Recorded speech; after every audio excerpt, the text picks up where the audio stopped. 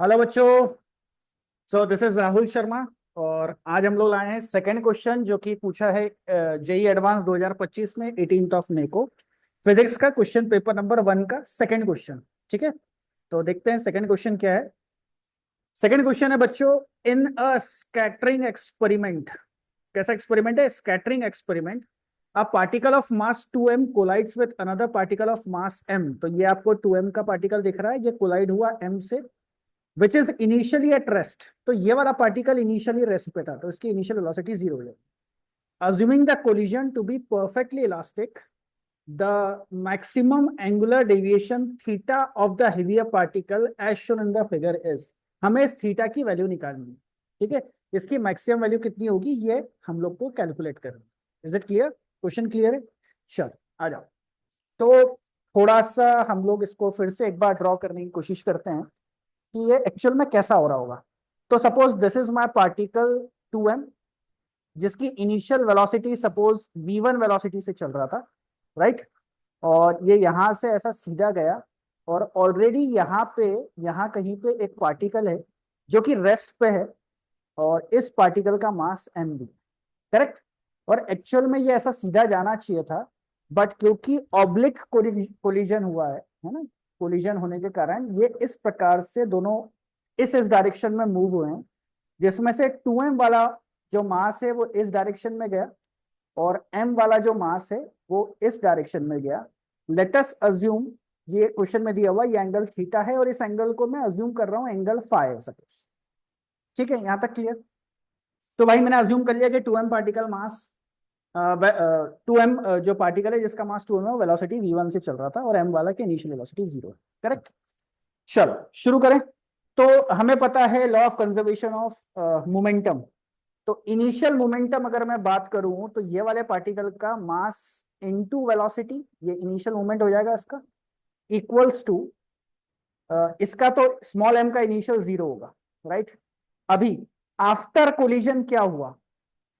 2m along x access अगर बात करें इस डायरेक्शन में, इसको मैं एक्स एक्सेस मान लेता हूं, तो इस डायरेक्शन में ये गया है।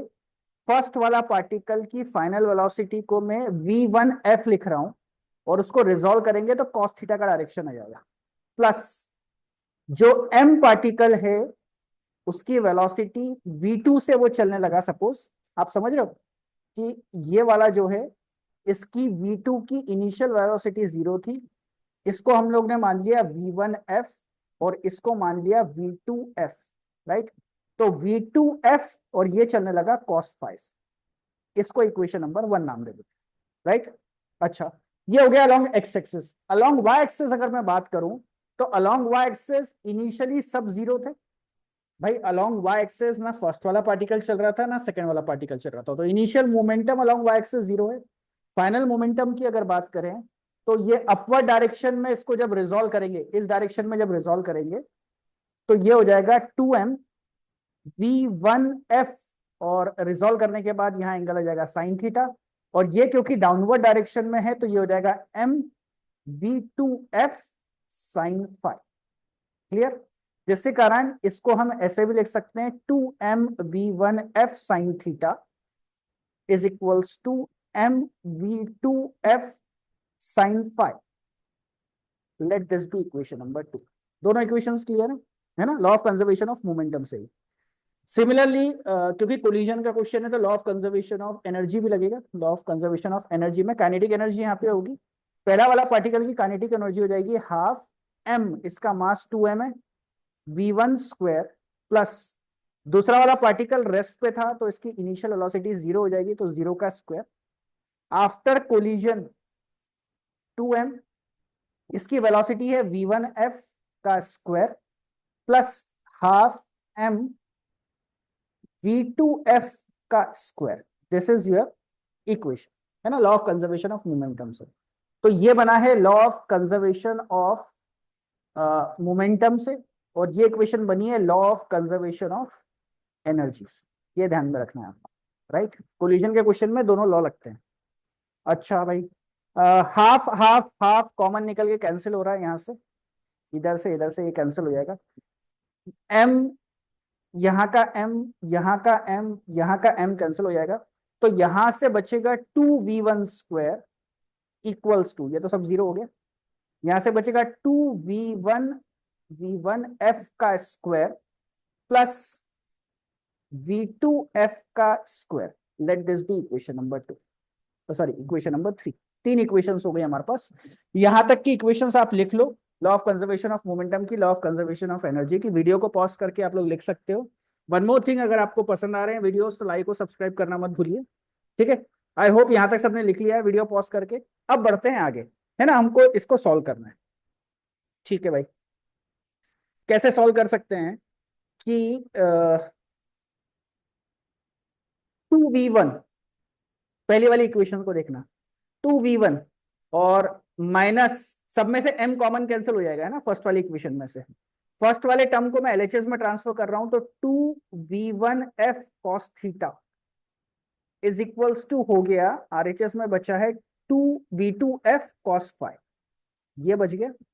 और सेकेंड वाली इक्वेशन में से भी जब m कैंसिल हो जाएगा तो यहां बचेगा 2v1f sin theta is equals to v2f sin phi. Correct है यहां तक, क्लियर। अब ऐसा इसलिए लिखा मैं ताकि स्क्वेयरिंग और एडिंग अगर मैं करता हूं तो हम ध्यान से देख सकते हैं आरएचएस में सिर्फ v2f का होल स्क्वायर बचेगा, क्योंकि sine square theta plus cos square theta 1 हो जाता है, ये गया।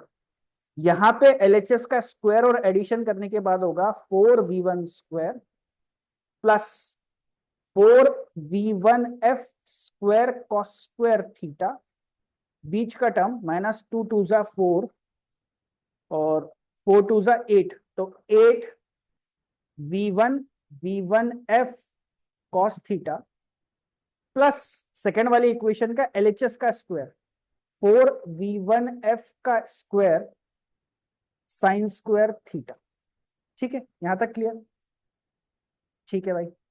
अभी क्या, ये वाला टर्म देखो और ये वाला टर्म देखो, 4v1 square first term as it is, बीच वाला term 8v1 cos theta plus इन दोनों में से कॉमन निकल रहा है 4v1f का whole square, sine square plus cos square 1 होता है, इज इक्वल्स टू v2f का स्क्वायर। आ गया यहां तक। सब में से 2 कॉमन अगर हम निकालते हैं, अच्छा एक इक्वेशन और है अपने पास, क्या इक्वेशन है, थर्ड वाली हमारी इक्वेशन थी, 2v1 square is equals to 2v1f का स्क्वायर प्लस v2f का स्क्वायर, ये हमारी इक्वेशन थी, राइट।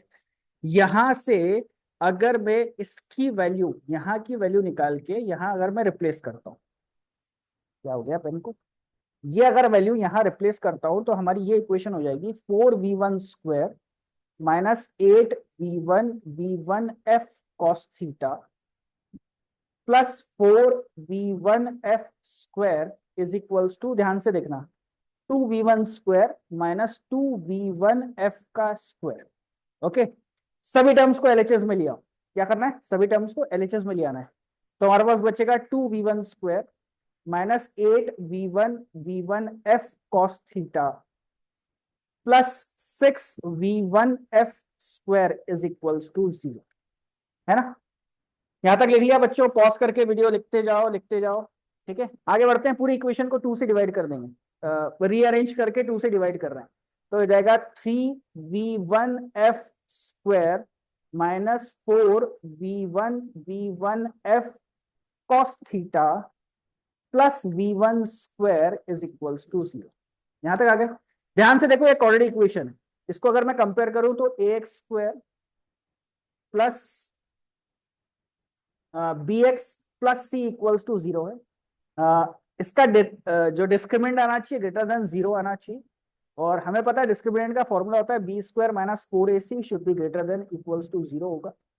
यहाँ पे b हमारा जो है वो है 4 cos थीटा, तो इसका स्क्वायर हो जाएगा 16 cos square theta minus 4, a का वैल्यू है हमारा 3 और c का वैल्यू है हमारा 1 ग्रेटर देन इक्वल्स टू 0, यानी 16 cos स्क्वायर थीटा का वैल्यू होना चाहिए ग्रेटर देन इक्वल्स टू 12, यानी cos स्क्वायर थीटा का value greater than equals to 3/4, यानी cos थीटा का value greater than equals to √3/2, and therefore यहां से मैं बोल सकता हूं कि भाई मेरी थीटा की वैल्यू होना चाहिए π/6, that is 30 degree. Correct, 30 degree should be my answer. तो यहां अगर हम क्वेश्चन में देखें तो क्वेश्चन में 30 डिग्री कौन सा दिख रहा है भाई? 30 डिग्री वाला है π/6, that is option D is correct. Clear बच्चों? Thank you.